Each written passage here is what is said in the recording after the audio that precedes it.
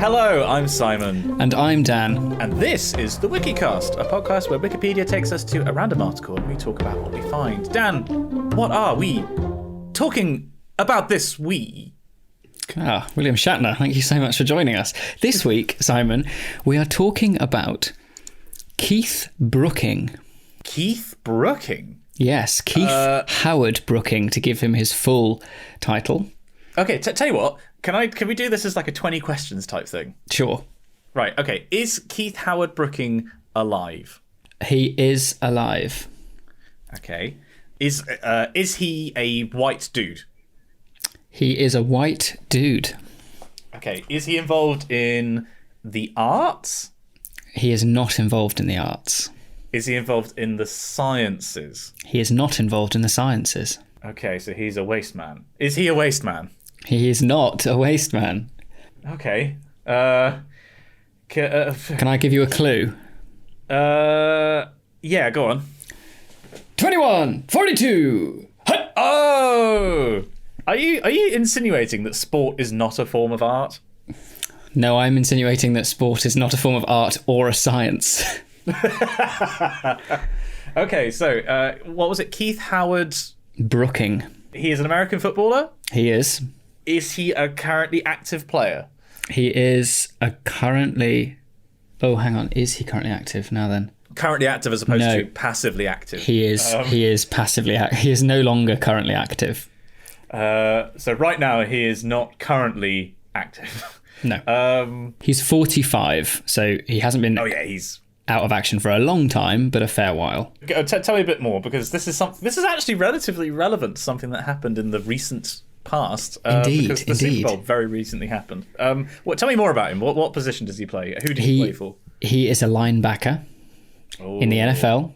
He was drafted by the Atlanta Falcons in the first round of the 1998 NFL draft, and also played for the Dallas Cowboys and the Denver Broncos. He played college football at Georgia Tech. Brooking was a 5-time Pro Bowl selection with the Falcons. There's not a huge amount to talk about here, but do you want to hear? I can give you some stats, Simon. I've got stats here. I'd really rather you didn't. I mean, do you want take a guess at how many tackles he's done in his career? Okay, let me try and math hammer this out. So he's had a full career. So he's probably played. How many matches do they play a season? Like, there's not that many matches in a season, I think. No, because it's like 12. Let's say for the sake of argument, it's 20 matches a season. Okay, and maybe he makes 2 tackles a season, and typical career length is probably like 10 years, I guess. So 20 times 2 times 10. I thought typical career length was 6 inches. Well, you might think that, Dan. I'm going to say 400 tackles. You're 1,035 off. He tackled minus like 900 people. He got tackled by 900 people. He tackled 1,435 people. Wow. Yeah. That's kind of amazing. My mental maths was shocking there. Please don't at me, people in the correspondence. Tackles 1,435, interceptions 13, forced fumbles 9. That's a lot of forced fumbles. Yeah, and weirdly that's written in German. So I don't understand why. He hadn't done fumbles? any. No. 9. Because this is the thing about American sports, is it is so statistics based, and it's definitely true for American football, and baseball is like just stats with meat bags in the middle. There are, I guess, stuff like ice hockey and basketball is not quite so much, but I don't know. Americans bloody love their statistics, Dan. They really do. But we, of course, watched the Super Bowl together at an appropriate distance of several hundred miles. We did. Over Discord, and it was a bit of a crap game, wasn't it? It was a whitewash. I don't know why I bothered staying up. It kind of ruined the rest of the week just because I was tired for the rest of the time. And you think, and it's not even like you had a great night out, and you think like, oh, that was worth it, totally worth it. I feel abysmal today, but like, now, for the week afterwards, I just looked back and I was like, I just watched one team get absolutely stomped. Well, actually, we got about halfway, didn't we? And then just went, you know what? Let's call it a night. It was 2:00 in the morning, and we thought this is pretty decisive. I think I made it to the fourth the end of the third quarter, and I was like, no, this is done. Because it wasn't even so much that the Buccaneers were dominating the Chiefs. It was more the fact that the Chiefs were just making so many mistakes. Yes. And and the halftime show was a bit shit. And yeah, it was. It was the weekend, wasn't it? I think it was a Sunday. Good, very good. Well done. I bet that joke's not. I hope you're pleased with yourself there. You've let me down. You've let the podcast down. But most of all, Simon, you've let yourself down. I mean, to be fair, well, actually, you say that. So I have been. I don't think. Perhaps we did mention this previously, but Pixel Girl and I have been vegan for the past 2 months now. We did Veganuary, and now we're in the February. And I've got to say, I have actually lost a fair bit of weight from doing it. So I have actually let myself down. I've deflated a bit. I mean, lovely. Like a very slow puncture. Yeah, exactly. Very slow. Because like in January, I think I lost... Well, it's difficult to say because I had 2 measurements that were taken at very different times of the day. And so I probably weighed a lot different anyway. And... I'm also sort of working out at the home gym, so I'm definitely getting bigger in one direction and then shrinking in another direction. But I've only, so far, apparently I lost about half a kilo, which is not very much over the course of a month. But I'm hopeful that at the end of this month, when I weigh myself, that it's going to be a bit more. So it's a benefit of being vegan, I have to admit. I never really considered, but it's kind of a nice little side effect. You just seem to just lose a couple of spare tires from around the midriff. Yeah, why not? Of course, Dan, you are famously plagued with struggling to lose weight. How many peregrine falcons do you weigh? 2.5 at the moment. Yeah, strong gust of wind, and I'm away. Although that for a week. That being said, you got blown to France. I do think in the past year my metabolism is starting finally to slow down.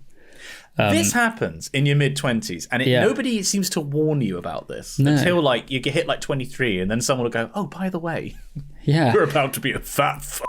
I mean, when I say slow down, it's still racing. You know, Hummingbird Boy is still alive and kicking or flapping, but I think it's starting to slow, which is fun. You know.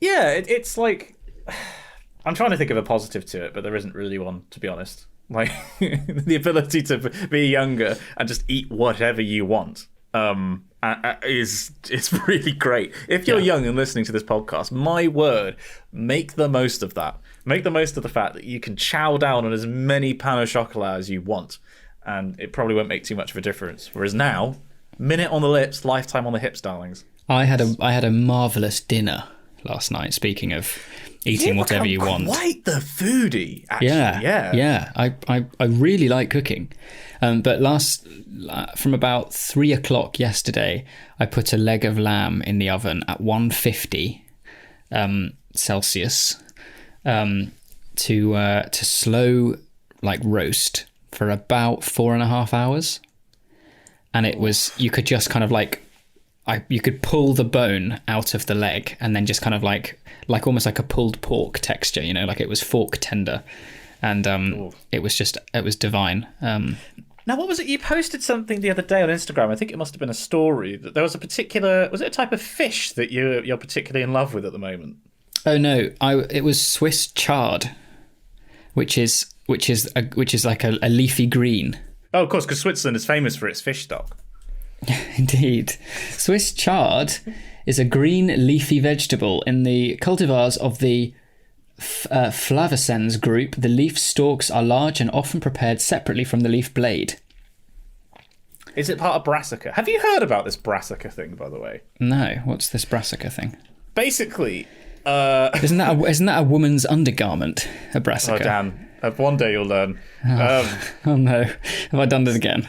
So basically, brassica is this group of plants that seemingly everything we eat, well, I say everything, like a lot of the vegetables that we eat in the West all come from the same group of plants. Like, for example, I'm looking at this infographic, which I'll include in the show notes. The wild mustard plant is Brassica oleracea. Right. But if you basically do selective breeding on certain parts of it, you will get certain end results. So if you selectively breed the buds, that's Brussels sprouts. Brussels sprouts are part of the Brassica group. If you breed a different type of bud. It's cabbage. Cabbage is brassica. The leaves are kale.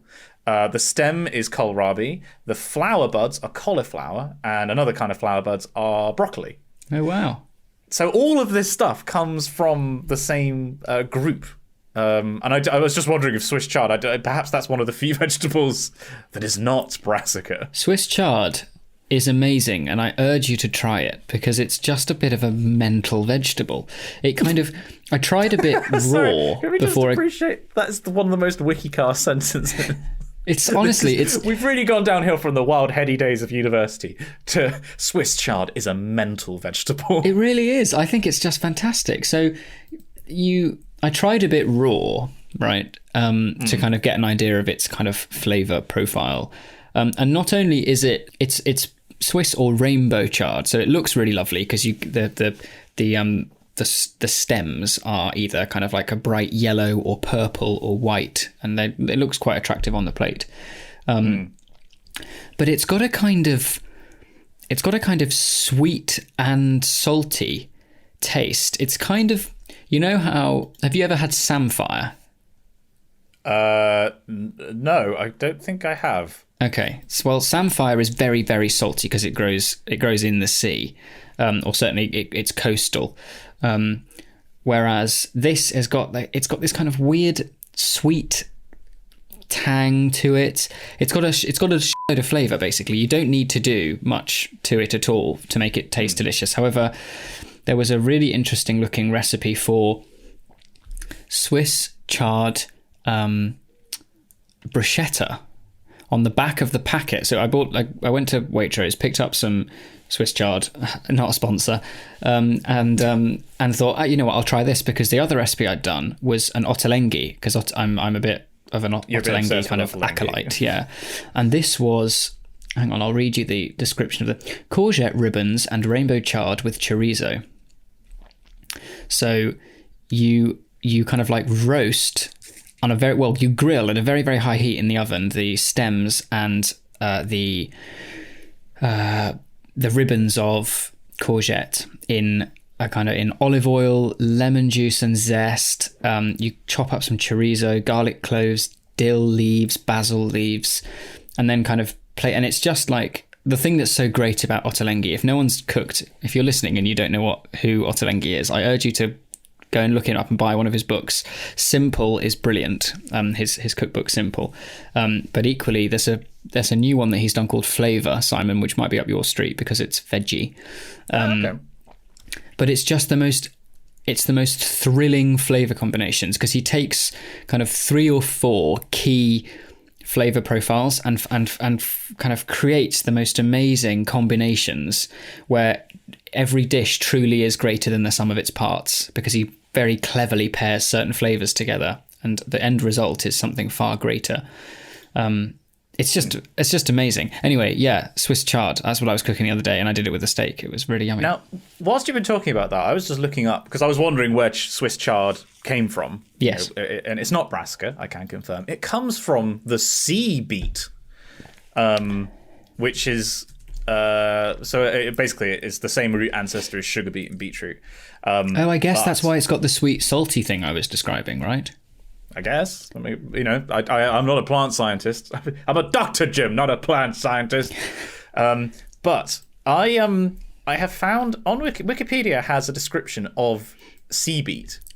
I'm going to read it to you, Dan, but I'm going to read it to you as Nigella Lawson. Okay. Because this might be whoever wrote this wants to bang sea beet. Okay. Let me just put it like that. I'm just going to put some music underneath this. Sea beet is an erect and sprawling perennial plant up to 2 feet high, with dark green, leathery, untoothed, shiny leaves. The lower leaves are wavy and roughly triangular, while the upper leaves are narrow and oval. The inflorescence is borne on a thick, fleshy, grooved stem in a leafy spike. The individual flowers are green and tiny, with the sepals thickening and hardening around the fruits. That is absolutely terrifying. Whoever wrote this wants to sea beet, Dan. Good grief. That is word for word the description of Sea Beet on Wikipedia. Yeah, I was reading along. Good grief, that's terrifying. That is truly terrifying. I mean, do you find that your sea pals thicken and harden around your fruits, Dan? Because I feel like that happens with H2. It probably does. I haven't hit that joy just yet, but here's hoping. Someone's definitely going to clip that, aren't they? That's definitely going to go somewhere absolutely. on the internet. Right. Well, football player. Yes, American football player. That was what we were meant to be talking about. Keith Brooking. Keith Brooking. Is there anything else of note about Keith Brooking, Dan? Well, aside from the fact that he played for the Atlanta Falcons, a team that we watched in the Super Bowl of 2016. Against the Jets? I think so. Hang on, Falcons. I might have just actually completely shown up how little I know about American football. Was it the Patriots? Yeah, it was the Patriots against... Yeah. The famous comeback. Yeah, sorry, it was the 2017 Atlanta Falcons versus the New England Patriots. 2016 was the Broncos and the Panthers. Which I think we watched both? I think we did. We only watched one in... Also, I was with you when we watched the Falcons. My God. Yeah, Super Bowl 51 features the largest comeback in Super Bowl history. At the halftime mark, the Patriots were 28-3 down. Yeah. That's incredible. It was an exciting night, wasn't it? It was really good fun. Yeah, it was great. The problem was, we were too drunk to appreciate how amazing the sport was. But because it was one of the great events of sort of American. Yeah, okay. The game is regarded on the Wikipedia here. The game is regarded by many media outlets as the greatest Super Bowl of all time. Yeah, and we were just sloshed. We were hammered in the student bar on campus. Me, you, and Lily. With our newly made friend, the man coked out of his mind. Yeah, good grief. And his girlfriend, I think they were both pretty well-oiled, weren't they?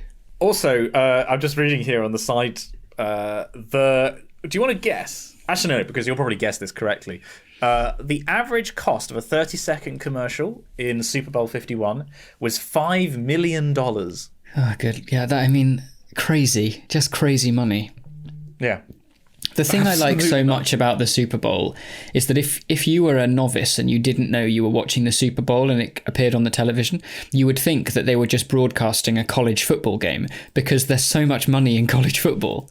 Yeah. It's to all intents and purposes, the stadiums are more or less the same, and without kind of seeing the word Super Bowl on it, you'd be like, oh, right, this is a slightly bigger game. Whereas, for instance, the difference in, say, I don't know, football stadiums in the Premier League is enormous. Well, and also the fact that those college level athletes don't get paid. Like they are putting their bodies on the line for the potential of a very lucrative career.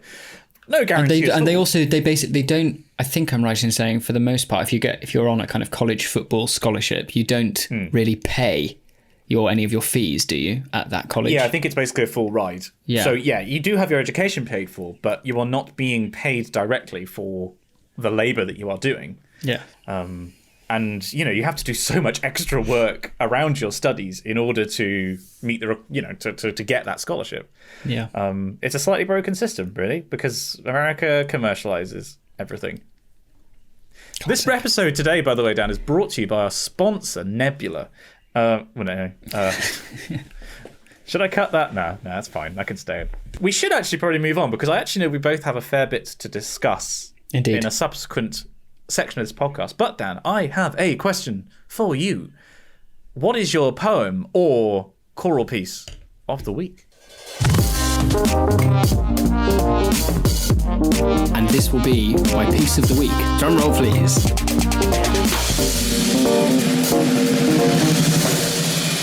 Well, we had poetry last episode, so I thought I'd return to kind of grassroots, brass tacks, and go with music. Very unlike me, I've actually gone and bought an album.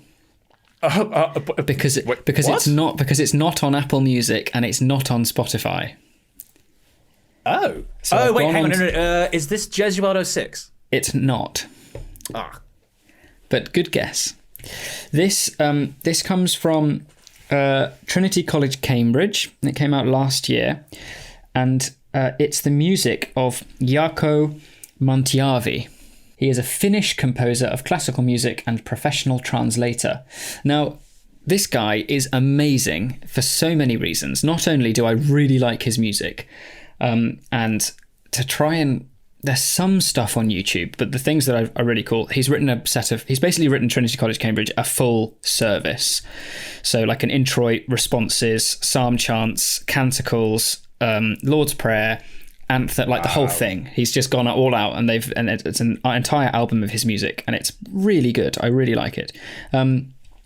However, there's some stuff on YouTube that I will send you so people can find it in the show notes. But most interestingly, I was sitting over lunch the other day and was just kind of chowing down on a sandwich and some soup, and I fancied watching something. And on a whim, I typed into YouTube Spem in Alium documentary, because I wanted to know whether anyone had made a documentary about Talas's famous motet for 40 voices, anthem rather, for 40 voices, Spem in Alium. And there is a homemade documentary by this person I found, and I watched it, and it was really interesting. And only when I got to the end of the documentary did I look at who had made it, because I was so impressed by the kind of the content and the kind of production value, and it was just a really joyous thing to watch. And it's this composer. Oh. He's got his own little YouTube channel, and he's made 2 documentaries. One about Spem in Alium, and another, hang on, let me find it, Mantjärvi. So he's done Thomas Tallis, Spem in Alium, A Mystery in 40 Parts, which has 17,000 views and deserves more. And then he did another one about another famous Finnish composer called Toivo Kuula, and his piece throwing me in the Toivo Kuula. And he wrote a piece called Hymn of the Sea, which is really, it's not well known at all, but it really should be. And these documentaries are absolutely brilliant, especially, for someone with a background like yours, Simon, with kind of choral music and things. I highly, highly urge you to listen to this Spem in Alium documentary, because it's brilliant. And he's put a load of effort in, and it absolutely pays off. He's got a very soothing kind of Finnish lilt to his English, and it's just great. So not only does he write fantastic music, but also he produces incredible documentaries, and I can't wait to see what he does next, because it really is superb. Wow, I am 100%, whilst editing this, going to stop what I'm doing and give it a listen, and put the links to all of those videos into the channel in the description. So do check that out, people. And just for people who don't want to check the links and just want to Google it themselves, you just get the name again down? Yeah, so it's Jaakko Mantjärvi. Now it's spelt, his first name is Jaakko, and then Mantjärvi, there is an what's the name for 2 dots above? It's not an umlaut, is it? Umlaut. Yeah, it is an umlaut. So Mantjärvi is MANTYJARVI, and both A's have umlauts. Cool. I have to admit, that sounds really interesting. It's brilliant. I love Spem in Alium as a piece, and I knew it has a little bit of an interesting history. How long is the doc, did you say? The content itself is probably about half an hour, but the full video goes for about 45 minutes, because at the end there is a full recording of Spem, but he does this amazing graphic to go along with it that explains divisions in parts and where the 8 choirs should be in the space. It's brilliant. It's well worth watching. I've just sent you a link to it, so Ace, thank you. You'll see, but it's I highly recommend it. So either listen to his music, my understanding of the piece is that it's 8 choirs, and it was designed to be sung in an 8-sided building. Yeah. So some kind of octagonal space. So the idea is you're surrounded by the music. It's really, really cool piece, and we should. That I'm going to be giving that a watch. That's the best endorsement I can give. There's lots of spaces where it has been performed where that's not that kind of space isn't a necessity, but like a prime space to be recording it would be somewhere like Ely Cathedral with the octagon. Oh yeah, of course. It's got that amazing roof. Yeah, it's really great, and I really like his music. There's something of the Eschenwalds about it, in that kind of very kind of expansive soundscapey music, but I think it's more rooted in kind of classical training, and it's got a little bit more structure to it, if that makes any sense. But I really enjoy it. I think it's marvelous. So I think the album cost me like £9 or something, but it's well worth it. I will absolutely have to check this out. Well done. Actually, sorry, hang on. I'm getting ahead of myself. Let's just can we just like stumble drunkenly through the door into the next section of the podcast, which is of course Critics Corner. Oh, after you. Oh god. Okay, that's better. So, it's very opportune that you mentioned discovering sort of a new source of documentaries, because a documentary source that I have been recommended several times in the past by our friend Hugo Wickman, and I never acted on until this week, is Internet Historian. Now, have you watched any of Internet Historian? I have not. Right, so originally he is this Aussie guy who did short form, and I mean like a couple of minutes, 4 or 5 minutes maybe, documentaries about certain events in internet history. So like that time that 4chan closed the pool in Habbo because it was basically they all dressed up in the same uniform, lined up around the outside and prevented anybody from getting in the pool, and just kind of looked at the lead up to that. Hugo he's shown me this before when he's been at my house. Yes, I do know what you're talking about. And since then, he's been doing slightly more ambitious documentaries. He's done 2 videos on the virus, about coronavirus and sort of the crazy things that have been happening. And last week, he released a video about the Costa Concordia disaster, which is 45 minutes long. And it's one of the best things I've watched on YouTube. It's a very unique editing style. Right. It's very memey, but it works in the context of this big documentary, and I'll include a link to this as well in the show notes. But if people want to look up The Cost of Concordia by Internet Historian, it's great. Really, really hard recommend from me, and I've spent the past week watching pretty much everything he's ever made. Cool. So that's cool. But Dan, we were talking about this before the podcast. What would you mostly like to talk about in Critics Corner? Well, I think, as you well know, Simon, there are 2 games that have been invading into my workspace. One of which you've been enjoying too. Yes, we've both been playing. I don't think we've actually played together, but we both played Valheim separately. Yes. Which you should join us. We have the new Exeter server.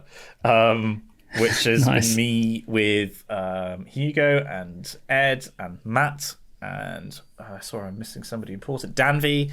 And he sounds nice. Who's he? Oh, Dan Hanvey. Oh yeah, great guy. Wait till I'll tell you about him after the podcast. So I can swear about him. And yeah, that's been really, really good fun. For those of you, what is Valheim, Dan? But what is a Valheim? Valheim is an open world crafting sim where everything is made out of cubes, and you have to mine or craft your way through. I think I've heard of this one. Actually. Yeah. It's enormous. It was built by a single man, and then bought by a single enormous company. No, Valheim is it's set on the 10th tree of the Nordic underworld, I want to say, kind of that, and the kind of the general premise is that you've got to survive and make your way to what I guess would be Valhalla. Yeah. But you've got to survive along the way. It's fully open world. The world is pretty much fully destructible too, isn't it? So there's lots of crafting. You can mine things and knock down trees and build boats and sail on rivers and go into dungeons. You can only do like surface level mining. It's not like Minecraft in that you can't sort of tunnel down to the center of the earth. Yes. You hit bedrock at some point, right? Like a couple of pickaxes below where you are, right? Yeah. But you can deform the landscape. So yeah, so there is terraforming, but it's not kind of like virtual Lego like Minecraft is. But I think I can't really describe or explain why it is so addictive, because unlike so many other games like this, because there's Rust and Conan and Minecraft, obviously, and Roblox and all manner of games that do similar things, but this is different, and I'm not quite sure how. For one, I think it's pretty good looking, and part of that good look makes it quite atmospheric. It is beautiful. As you play, you never really feel like you can't do something. Like there's a kind of, you're kind of, the possibilities are endless in that regard. And I guess it kind of taps into, when Farmville on Facebook was enormously popular. Yeah. And it's that kind of very kind of menial tasks to get to complete one little thing and you getting satisfaction from that. So like going out and being like, I need to build a house. I must go and knock down trees. I have knocked down trees. I'm a jarl. Yeah. And I don't know, it kind of taps into something quite kind of primitive satisfaction. They've designed the game such that like you have to work enough to reach that next step of getting wood or finding ore or something, that it's rewarding, but it's not so much work that it's frustrating and just awkward. It's really, they threaded the needle so well, and it's great with friends. In fact, I think the thing that I enjoyed most about the game so far has been constructing a longhouse with everybody on the server, and people like me and Dan V trying to work out the best way to arrange the roof, and like a chest categorization system, and like it's just great. The building is really satisfying, just generally in the game. I think that's one of the best bits about it. But yeah, if people haven't tried Valheim, I think I'm going to stream some more of it for sure. But yeah, would recommend. And Dan, you should definitely join us when we. Yeah, I'd love to. But you have also been playing something else, which I have watched, but I've not played. Yeah, so I've been playing Divinity Original Sin, which is absolutely brilliant. I really like any kind of RPG, any kind of role-playing game. And Divinity Original Sin 2 is described as a role-playing video game developed and published by Larian Studios. And it's a kind of top-down... third-person fantasy RPG. It's got a kind of Diablo, Pillars of Eternity kind of similarities. The story is amazing. It's fully voice acted, so the immersion is fantastic. You can basically do anything. I think the combat system is really intuitive, and it's just really fun to kind of lose yourself in for a couple of hours. And it's Mac compatible, so it's great. It means I don't have to boot up in Windows to try and play the bloody thing. So are you playing solo, or are you doing it with multiplayer? I'm playing solo. Right, and how far through have you got? Probably not very far at all, because I have to kind of explore absolutely everything. Yeah, you're a completionist. So not very far. I've got off the kind of the first bit is when you're kind of playing on a ship, and then when you get to Fort Joy, which is the kind of the first kind of main zone, I've literally just arrived in Fort Joy. But it's really good, and I've been looking at it for a while, and I only ended up picking it up because there was a really ridiculous sale on Steam, and I think it was down to like £16 or something. So I've picked it up, and it's excellent, really good. We originally watched it together, I think, with Lewis, Sips, and Pyrian playing and getting the Triforce incredibly salty at each other. Yeah. And I was interesting, actually. I was watching a Pyrian stream the other day, and I messaged the chat saying kind of like any thoughts on Divinity. And there was some really great feedback saying, if this is your first time playing it, play it solo. You only want to play it multiplayer when people know what they're doing, because otherwise it just gets really... really fiddly, and you need to have that kind of, you end up just trying to micromanage other players, and that's not fun. So if you know what you're doing, then you can totally rely on someone to like not play badly. Yeah. But you control like in a combat scenario, you control maybe 5 people at once. So you do feel like you're kind of almost feel like you're playing with others, because every character, every playable character has so many unique qualities and abilities and things. So it's it's really good. Really good. I have to admit, it's one of these things that I'm very happy to watch, but it doesn't really appeal for me to play. Possibly because in my head, because I've watched the story and the story is the main thing, I know what's going to happen, if that makes sense. Yeah, see, the thing is, there's so many different paths. So, like, the gameplay that we will have watched is one potential branch of the tree that is this game.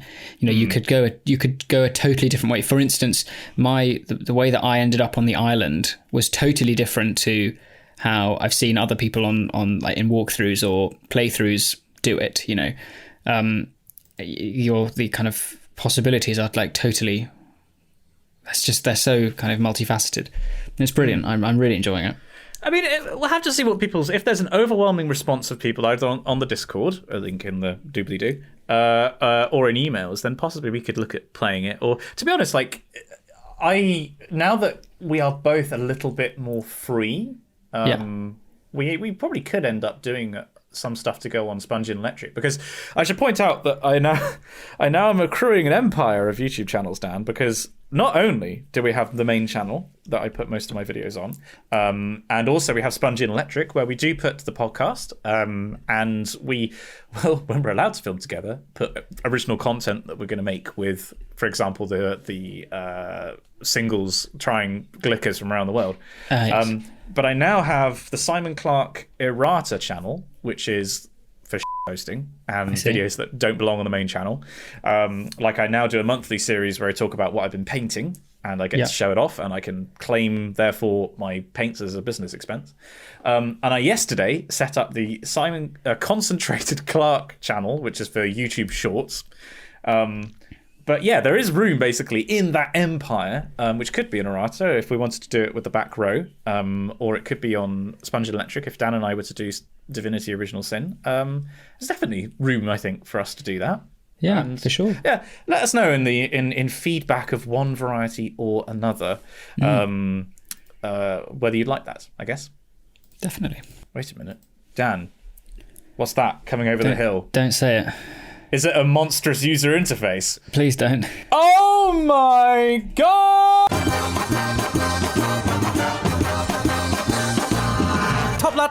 Welcome to Patreon Corner, ladies and gentlemen, the part of the show that allows us to make the show.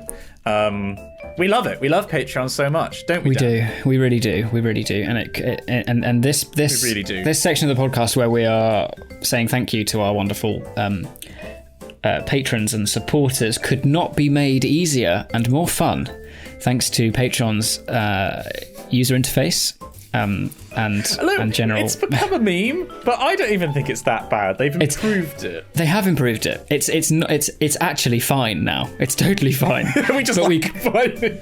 But much like I refuse to ever watch Hamilton ever, I will not say that Patreon has a good user interface, even if it is perfectly fine. It's manageable now. If anyone from Patreon ever listens to this, it's not a problem. But we've got to keep up appearances. We're just grumpy bastards. We just are, like basically. And that's fine. That's all right. I'm here with my slippers and my coffee, and I like that. But what we're not grumpy about is the fact that some delightful people choose, for some reason, to support us on Patreon. You make this show possible. You're going to pay very soon for an editor, because I will not be editing the show for very much longer. And when we're allowed to, we'll be meeting up in person and doing some more filming. And to be honest, Dan, we actually have quite a lot of money to spaff. The spaffing brats, as we're known here. Yeah, absolutely. Wikicast is a perfectly balanced system with no exploits. Yeah, so we could actually go kind of nuts with some videos, which would be really fun. But that's only made possible for people donating at patreon.com/the Wikicast. I would like to thank the people on Team Cat, the top cats who donate just $5 a month, which is, what's that, Dan? The cost of a coffee? I don't drink coffee. Yeah, me on a street corner on a Wednesday night. You know, it's pretty for the pretty cost reasonable. of one Dan, you can support a Dan and a Simon. And some lovely people who choose to do so whilst also keeping Jasmine fed because they are top cats are Elliot Conway, Oliver, Violet Hatch, Abu El Ella, the physics boy, Simon P, Jack Easton, Izzy Christie, Tom Withington, Jesu Christe. Jesu Christe, Nafi Iftekar, Christopher Turton, Marcin Koschenash, then Valerie the Third River Ward. Very good. That's the Sparrow Mask, for those of you who don't recognise that. Layla Medina, Oliver Craigie, Will Janice Humphreys, you don't get singing, sorry. Rents Kirk, Oliver Burkhart, Easy, Omar Miranda, Cole Mansfield, Princess Andromeda, Chocker Cat, Bendant, Isabella Strowski, Matt Maguire, and Dan Hanvey. And I would like to say an enormous thank you to the top dogs. We have Ben Caples, Josh Shiaga, Henry VII, King of England and of France, Lord of Ireland, Aaron Kari Agutson, Adrian Chan, Naf Laroch, Hasse Hansen, Aaron Jorgensen, Remnar, Lexi at Front Desk, Eve Sharples, Alistair Fortune, Peter Reed, Maggie, Colin J. Brown, Kodzo, Ben McMurtry, Jay Wright, and Eric Bolliger. Thank you so much. You guys, for better or for worse, make this possible. In sickness and in health, till death do we part. Till the servers go down. You may now kiss the podcast. Mwah.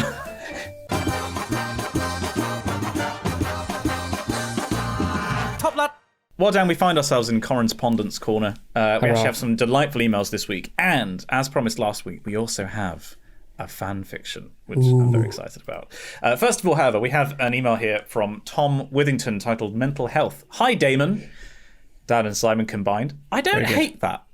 No, I actually don't hate that. Yeah. Following the previous podcast, I thought I would share my experiences with mental health. So last time, this was, I think, in relation to the fact that I made this video, which is now out, of course, talking about the positive experience that I had with therapy, and we previously talked about you finding therapy very useful. Yes. And I am very glad that this is a conversation with everybody involved that we can sort of promote. So thank you, Tom, for writing in. Since the age of 14, I've struggled with my mental health and only sought help in August after 10 years of struggling on my own. I think this is because I always looked at it in a bad way and the stigma surrounding it. You may remember from my last email that I graduated in June 2020 and was really struggling to find out what was going on next in life. In August, my mental health reached a climax and I knew I had to do something about it before I completely broke down. I reached out to a therapist. Listening to the podcast, I fully agree with you both that therapy is the hardest and most incredible thing I have ever done. Before therapy, I thought that all of my problems were completely separate, and so I dealt with each one, individually struggled with them, and understanding why I felt this way. The therapist helped me to realise that everything was linked and allowed me to deal with it as just one issue, which really helped with the day-to-day. Now, that's actually something that my therapist has talked to me about how a large part of therapy, and perhaps this is the same for you, perhaps not, has been taking stuff that was subconscious and elevating it to the conscious. Mm-hmm. So I was subconsciously afraid of disappointing people, and that would change my behavior and make me anxious. And just being aware of that makes me think, oh, this is actually causing a lot of problems in different parts of my life that I previously would have thought were separate. Is that a similar kind of experience for you? Definitely. And part of that realizing things into the conscious allows you to more kind of observantly analyze your inner dialogue and see when the way that you wouldn't necessarily think about phrasing things in your own head can actually be kind of like compoundingly damaging. You know, like, so listening to how you, so like, for instance, I would often use the word like should or could a lot in my inner dialogue, because that allows me to blame myself, you know, and it's little things like that, but absolutely that's this idea of how realizing that everything was linked is so true. Certainly in my experience with therapy, it's and that's what makes it so hard, you know, because you're having to confront things as not being like oh, I'm fine. I know people who've gone through really intense depression, and I look at my lot in life, and I'm not nearly as I'm very lucky, really. And actually, it takes a lot to be able to look at your kind of past experiences and see how linked things are, and see how, frankly, overwhelming some of those kind of hardships can be, and how much you've had to carry. But to be able to start kind of accepting that and kind of working with that is so rewarding. Yeah, absolutely. It's the best thing I've certainly done recently. And it's game changing, basically. It's like uncovering a cheat code. It's like somebody slips you a piece of paper that's like, there's a secret area of the server that's got ways that will make you play better. And then you go in, you sit down, there's a therapist. Like, it's great. Anyway, in my last, going back to Tom's email, I spoke about what I'd like to do next. Since August, I've moved from my hometown into my own house in Salisbury and now work for a veterinary nutritional company. Oh, no, not nutritional, nutraceutical. So I guess that's pharmaceutical and nutritional combined. I guess, yeah. Interesting. Called Vet Plus, and have a great career ahead of me. Well, hey! That's amazing. I'm also starting an MSc in animal manipulation. Oh. Hello. Woof. Will it blend? Which I will be doing part-time alongside my job. Without going to the therapist, there's no way I could have done all of this. I'm really happy, Tom, that you have... Yeah, that's amazing. That's fantastic news. Well done, my dude. He concludes, I am also incredibly lucky that I'm in a group chat with a bunch of guys from old school. We have a very non-judgmental attitude, and it's encouraged that if you're having a bad day, speak to the chat about it. Yours faithfully, Tom Withington, PS Team Cat. I have a degree in bioveterinary science, so I think my Top Cat Patreon should count for 2 votes. Correct. Being open about this kind of thing, and actually, feeling that you can express yourself to your peers is such an important part of long-term mental health. I cannot stress that enough. We have an email here from Nathan, and it reads, Dear Mrs. Clark and more, long-time listener here but first-time writer.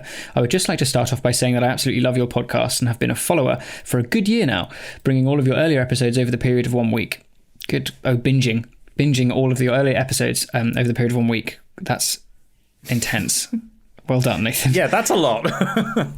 After finally catching up, I listen to your podcast whenever you upload and can certainly say that the dulcet tones of your voice clearly have kept me sane over this most recent lockdown, as I've started again from episode 1 while I'm writing a paper for publication in a large international chemistry journal. Ooh. Oh!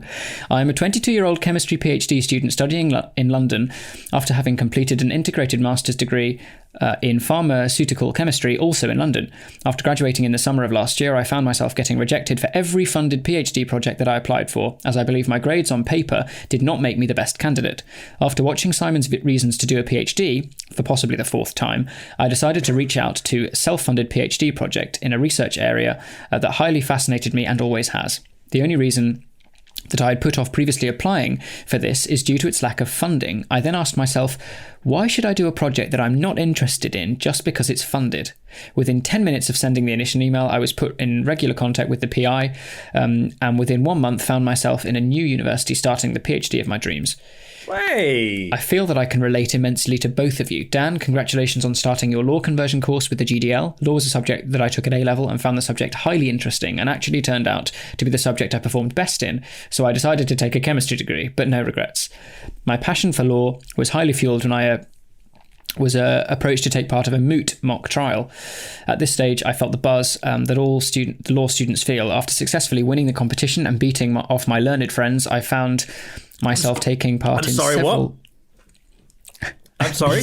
Beating off my learned friends. He beat off all of his learned friends. Yeah, he must be exhausted, bless him. God, I was drinking at that point. I just genuinely choked. I found myself taking part in several moot competitions throughout my A-levels, including the bar mock trial moot held at the Old Bailey. Oh, wow. Oh, I thought that when he said moot competitions, he meant competitions where the outcome wasn't important. Yes, yeah. Unfortunately, we lost, but it still did happen. It still did not dampen my love for the subject. I still consider even now taking the GDL after my PhD because I love the subject so much. Dan, hearing you talk about your recent episode on the grounds for tort claim, establishing duty of care, providing breach, and then assessing damages brings back all the memories of my A-level days. Simon, I've watched your PhD vlog series in full several times now, and I love it every time I watch it. and can now find myself relating to aspects that you mentioned. Specifically, I relate to your scrubbles with the PV inversion code and relate this to chemical reactions that I'm doing that should, but simply do not work. It is the most frustrating thing in the world. I cannot express to people that have never had this situation just how infuriating it is. Yeah. I remember when we lived together and when things weren't working and just the kind of, you could feel kind of hot waves of frustration emanating from your room. Aside from being a scientist with a very academic background, I love the arts, specifically music and theatre. Prior to these desperate times, I used to work in the West End for West End musicals such as Wicked, Phantom of the Opera, Lion King and Les Mis as a lighting technician. Unfortunately, this was all put on hold and I became unemployed due to a pure lack of support our industry has faced during these times. Being out of work from a hobby and a job that I love really does bring me down at times. Yeah, I could totally get that. On the topic of Hamilton, to both Dan and Simon, I would agree with both of you. Dan, I feel your distaste for the show and to a large extent would agree with you until I was given cheap tickets to the show one night and was amazed at the spectacle before me. No, I am not a huge fan of some of these newer interpretations on classic musical theatre shows, but I did certainly find it enjoyable. I did, however, find that watching it on Disney Plus with subtitles recently gave me a far greater insight into the story, as I could finally understand and hear what was being sung about through the hip-hop and rap. I realise that this has now been a very lengthy email. I wish both of you all the best and remain an avid reader of the Wikicast, as it brings me much joy and the content and so much content during these boring days at home. Kind regards, Nathan Long, 8,296 days old.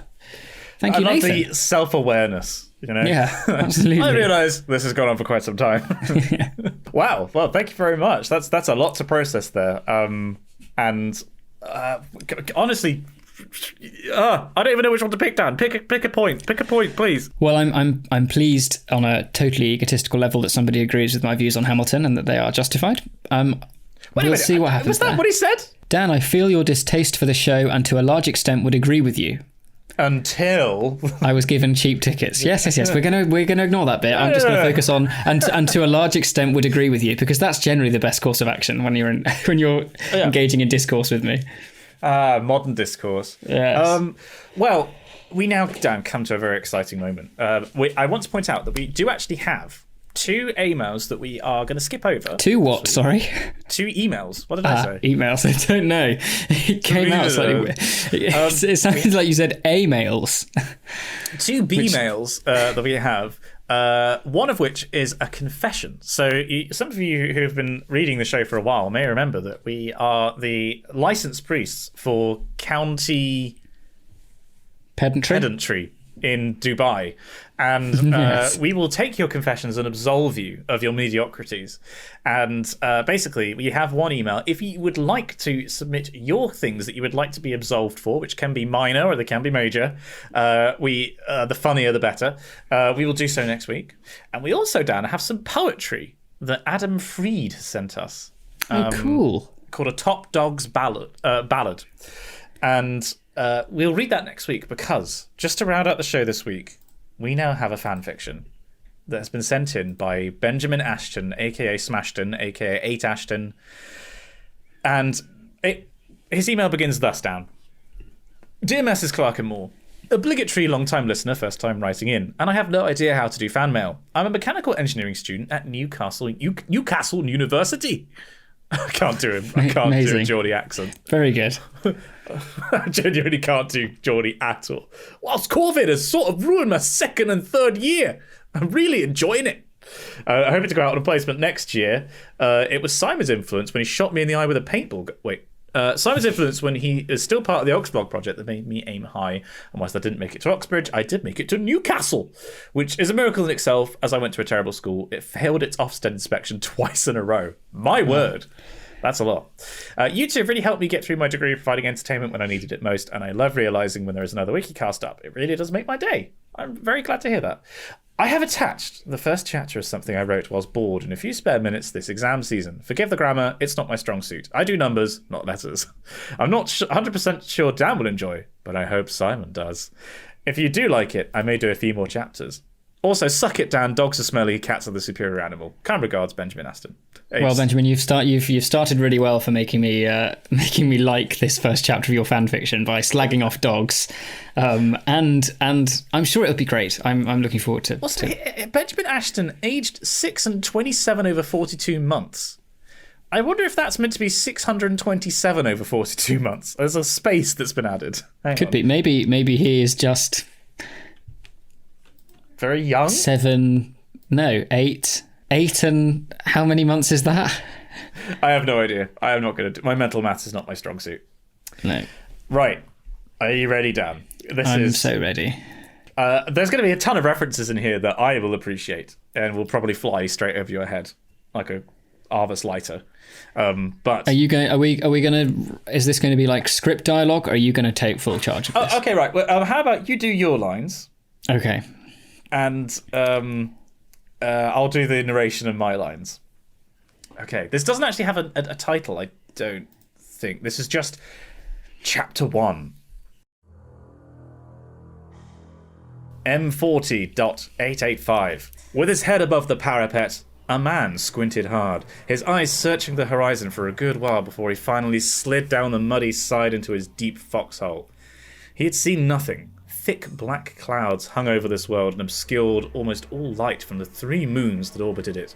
Whoa. Once settled, he placed the las rifle he'd been clutching to the front of the foxhole whilst murmuring, "Artillery," to the comrade opposite him. The other man was shorter, and his fair face was framed by a thick set of Munitorum standard-issue spectacles, which caught rivulets of rain falling from his helmet. The drizzle was lazy, but it had permeated everything, and despite their waterproof ponchos... So, I don't know. I don't know why ponchos made me laugh. I'm so sorry. He's really setting up a mood here, and I'm just imagining us as like Mexican troopers. Yeah. Their fatigues, webbing, and packs were soaked. You never told me your name, friend. The short man said to t'other. Simon, he replied. Trooper Simon Clark. What about yours? You didn't tell me yours either. The other man adjusted his glasses and wiped water from the lenses. Moore. Dan Moore's the name. Simon nodded slowly. You're from the northern continent, right? Dan nodded back. Yeah, that's right. I was a student at the Universitarium there, and I was a member of the local ecclesiarchy choir. Yeah, that's right. I was a student at the Universitarium. Just like really northern continent. Yeah. A smile came to Simon's face. Really? I was a lay member of the Mechanicus and a member of the AdMech choir. I was working on atmospheric predictions of Exeter's weather. There's just an Exeter in this world. Oh, wait, hang on. A forlorn look crossed both their faces in unison, the look of men missing their planet. We come from the planet Exeter, Dan! Fantastic. Fantastic. I never thought I would ever leave Exeter. Leaving seemed like it was so far away, completely incomprehensible. Dan offered miserably. Both men felt the loss of their world keenly. Both had left as part of Exeter's tithe. The 36th Exeterian... What is someone from Exeter called? An Exonian. Ah, okay, so should be. The 36th Exonian Fusiliers, which is actually a sick name for a regiment, can I just say? Yeah. The latest Astra Militarum Imperial Guard regiment to be founded. Now they found themselves in the misery swamps of Voltan Secundus, a horrendous planet covered in mostly swamp and jungle. Disease was prolific, and both of them had seen others go to see the Medicae only to die in agony. Eye rot, spiculum, and postratum. I wonder if that should be spiculum prostatum. and postratum are 2 miniature drinks I have downstairs that we will be trying when this lockdown ends. Unicum, spiculum, and then were dropping in the hundreds. Such casualties necessitated the merging of squads, which is how the duo had come together. How they had found themselves ahead of the final battle of the campaign, despite the fact that neither of them had seen combat since arriving. Tomorrow they would leave their positions and head through the jungle to the suburbs of the capital. You think the enemy will be ready for us? Dan said, breaking the tense silence that followed the mention of Exeter. Simon thought purposefully for a moment about the challenges ahead and the path that had led them here. Maybe, but the Emperor has a plan for us all. He meant for us to be here, doing his work, even in this hellhole, he said, nodding towards the thick, matted jungle ahead of them. A crux flew overhead, and they both ducked instinctively. The flies were notorious for killing men. They would perch gently on soldiers' helmets, then bite the backs of necks, and would kill men in minutes, the venom going straight into the spinal cord. Oh dear. The distant thunder of artillery finally ceased. The sounds of the jungle came back with a vengeance. The chirps of crickets, the wings of crux flies, the loud bilious warble of swift wings, all set against the constant droplets from branches splashing into the small pools scattered across the ground. It was now that Dan finally realised that water was pooling in the foxhole again. Doffing his helmet, he scooped several times and bailed the water at their feet. You sleep. I'll take the next watch. Simon nodded his thanks, laid back and closed his eyes. It took a few more attempts to empty the pool, but once done, Dan replaced the helmet, the water dripping down his face, much to his displeasure. He took a cereal bar from his pocket and started ripping off and heavily chewing the bland chunks, whilst the opera of artillery started again, resuming their barrage on their next target. And there we go. Very much a scene-setting kind of fan fiction. Yeah, I like that. I like that a lot. It was very atmospheric. Very, very good. It reminded me of, oh, God. Is it Monthax? This is deep lore now, Dan. I want to say Monthax. Hot diggity dog! He shoots, he scores. Fantastic, well done. The planet Monthax from the second Gaunt's Ghost novel, Ghostmaker, which was the worst Gaunt's Ghost novel, probably. No, definitely. Yeah, very nice. I enjoyed that a lot. I like the idea of us being from the 36th Exonian Fusiliers. Yeah. That's a very cool name. I'd be up for some more of that. Well done, however, that is the end of the podcast. And what did we learn today? Today, Simon, we learned about Keith Howard Brooking, the former American football linebacker in the NFL. Yes, and we talked about him actually for longer than we probably do about most subjects. Before talking about American football and what we've been up to. And we spoke about Valheim and Divinity Original Sin 2, and I mentioned Montiavi. We completely forgot to talk about WandaVision. Have you actually watched it yet? I've watched I've watched like the first 3 episodes, and I've not watched any more. Oh, okay. Did you not get into it? Yeah, I'm not really getting into it. It's not for everyone. I think it's definitely, if you're well into the MCU and if you really enjoy the characters and know them well, I think it's a really excellent show. And it definitely ramps up as the series goes on. It gets better and better. I think it might be episode 4. It might be episode 5 where they do the first of several big reveals. Have you met the FBI agent yet? Yeah. Okay, right. So they have actually... I think that's the episode then where everything starts getting more interesting, I think. So it's not for you. That's fine. But yeah, so we talked about that, obviously, and we had Patreon, and we had some great correspondence, and a Warhammer 40,000 themed fan fiction, which I'm a big fan of. Fantastic. That's all for this episode. Don't forget to subscribe to us on your podcasting service of choice. Join the Discord, and if you'd like to see our faces, check out our YouTube channel, Spongy and Electric. Confessions, further fan fiction, and other thoughts on the show can be sent to us at spongyelectric@gmail.com. We'd love to hear from you. Join us again for another tumble down the wiki rabbit hole. And we'll see you next time.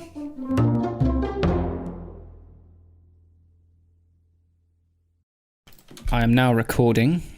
I am also now recording. Excellent. And my levels look fine. Beautiful. Right, I think mine are pretty decent too. Let me just change this to time so it's not counting in beats. 120 crotchets per bar. Oh, it actually was. I was only joking. No, it's the default on GarageBand. It's slightly annoying, but there we are. Okay. And metronome is turned off. Amazing. We'll have a metronome going for the entire time. Yeah. Like we have to talk in a persistent beat for the whole. Hello, I'm Dan, and I'm Simon. Welcome to... Oh no, Dan, our metronomes are misaligned. Oh jeez. Ding, ding, ding, ding, ding, ding. Oh dear. Right. What are we doing? Are we doing this in 3/4 or... Script podcast. If the Wikicast was a time signature, what would it be? 7/8. Yeah, that's fair actually. Or it wouldn't be written in 7/8. It would be written in like a bar of 4/4 and then a bar of 3/4, changing every 2 bars. Just to be really annoying. like the dove, Mr. Brevis. On our respective sheet music as well, there's just like 18 bars of pause whilst the other person does a solo. Yeah. Oh wait, now. Cadenza. Right, I think I'm good to go. I am also feeling it. So, if you're sitting comfortably. You're leading, and then I've got I am leading. Marvellous. Marvellous. Well, money is super marvellous. Okay, got a good feeling about this one. Maybe just tweak the nips. Okay.